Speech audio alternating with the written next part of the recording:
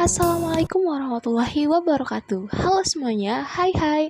Perkenalkan, nama saya Gita Farasliasti, NIM 21050400061.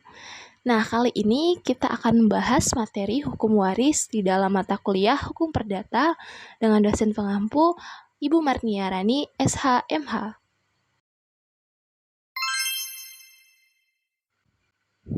Baiklah, langsung saja kita ke materinya, yaitu yang pertama, konsep pewarisan. Nah, di dalam konsep pewarisan ini, pewarisan merupakan proses perbuatan cara beralihnya harta warisan dari pewaris kepada ahli warisan. Ada unsur-unsur yang terdapat dalam konsep pewarisan. Nah, yang pertama yaitu subjek hukumnya. Subjek hukum yang dimaksud di sini yaitu anggota keluarga yang meninggal, anggota keluarga yang ditinggalkan, dan orang yang diberi wasiat. Nah, yang kedua, status hukum. Nah, yang dimaksudkan status hukum di sini, anggota keluarga yang meninggal sebagai pewaris, anggota keluarga yang ditinggalkan sebagai ahli waris terdiri atas anak dan istri atau suami pewaris, dan orang sebagai penerima wasiat dari pewaris. Nah, yang ketiga yaitu peristiwa hukum. Peristiwa hukum dimaksudkan di sini yaitu meninggalnya anggota keluarga sebagai pewaris. Nah, yang keempat, hubungan hukum. Hubungan hukum dimaksudkan di sini yaitu timbulnya hak dan kewajiban ahli waris terhadap pewaris mengenai harta peninggalan dan penyelesaian utang pewaris. Nah, yang kelima yaitu objek hukum. Dimaksudkan di sini yaitu harta warisan dan utang-utang peninggalan pewaris. Sistem pewarisan. Nah, di sini sistem pewarisan terbagi menjadi 3, yaitu pewarisan menurut KUHP Perdata, yang kedua pewarisan menurut hukum Islam, dan pewarisan menurut hukum adat. Nah, kita akan membahas salah satu darinya, yaitu pewarisan menurut KUHP Perdata. Pewarisan menurut hukum perdata. Di dalam KUHP Perdata tidak membedakan antara anak laki-laki dan anak perempuan, antara suami dan istri. Mereka berhak mewaris dengan mendapatkan bagian yang sama. Dan di dalam KUHP Perdata juga menganut sistem keturunan bilateral. Artinya, ahli waris berhak mewaris dari ayah jika ayah meninggal dan berhak mewaris dari ibu jika ibu meninggal. Sistem pewaris yang dianut oleh KUHP Perdata adalah sistem pewarisan individual bilateral.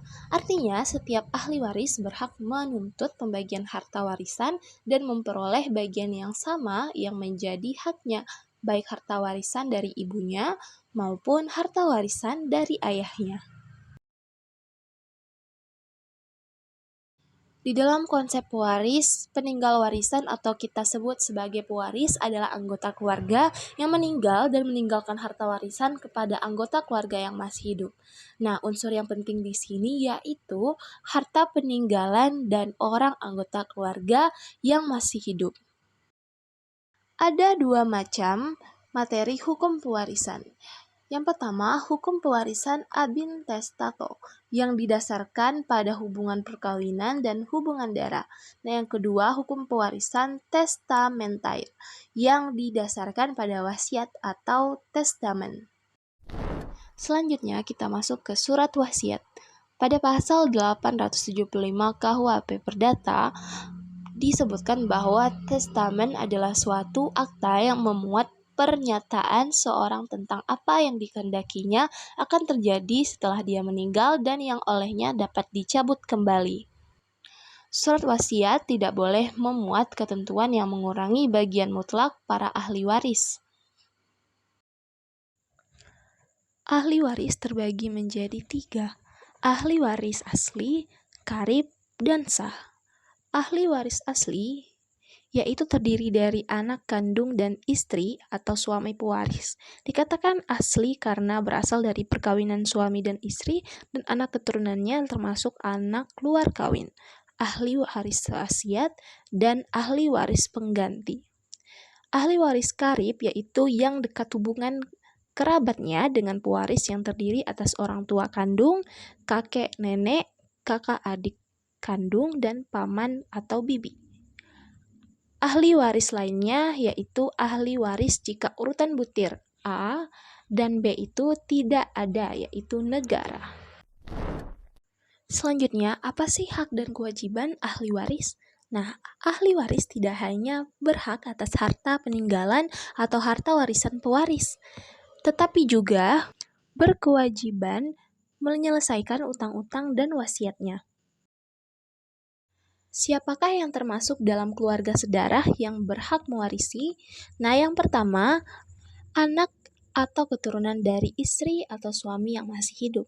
Yang kedua, orang tua, ayah dan ibu dan saudara pewaris.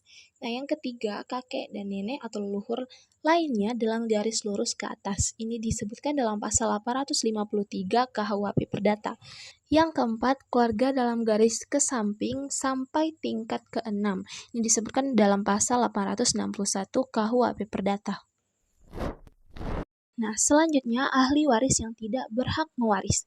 Disebutkan dalam pasal 838 KUHP Perdata, yang mana A. Mereka yang telah dihukum karena dipersalahkan telah membunuh atau mencoba membunuh pewaris. Nah, yang B. Mereka yang dengan putusan pengadilan dipersalahkan karena dengan fitnah telah mengadukan pewaris bahwa pewaris telah melakukan suatu kejahatan yang diancam dengan hukuman penjara 5 tahun lamanya atau hukuman berat. Nah, yang C, mereka yang enggan kekerasan telah mencegah pewaris membuat atau mencabut surat wasiat.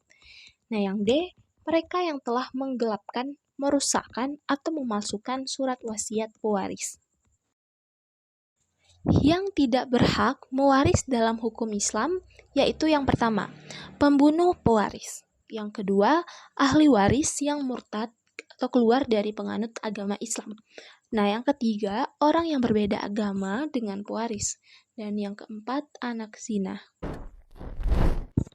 Selanjutnya kita masuk ke bagian mutlak. Bagian mutlak adalah suatu bagian dari harta peninggalan atau yang kita sebut harta warisan di sini yang harus diberikan kepada ahli waris dalam garis lurus menurut undang-undang. Terhadap bagian mana pewaris tidak diperbolehkan menguranginya dengan suatu pemberian di masa hidup atau pemberian dengan wasiat.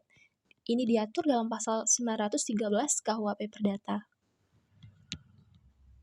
Maksud diadakannya legitimia poti atau kita sebut dengan bagian mutlak. Nah, untuk melindungi hak para ahli waris dari perbuatan pewaris yang tidak bertanggung jawab.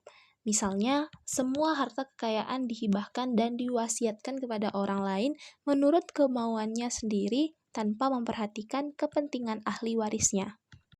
Selanjutnya, besarnya bagian mutlak ahli waris dalam garis lurus ke bawah diatur dalam pasal 914 KUHP Perdata. Selanjutnya, pembagian warisan. Nah, pembagian warisan di sini yang pertama, ahli waris dapat bertindak sendiri. Ada di tempat dapat dilakukan sesuai permufakatan mereka sendiri.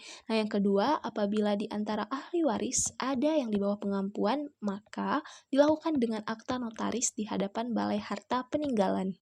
Yang ketiga, menunjuk pelaksana wasiat dalam pasal 1005 KUHP Perdata. Baiklah, segitu saja materi hukum waris di dalam mata kuliah hukum perdata. Saya mohon maaf apabila ada kesalahan. Saya akhiri dengan wassalamualaikum warahmatullahi wabarakatuh. Sampai ketemu di video materi selanjutnya.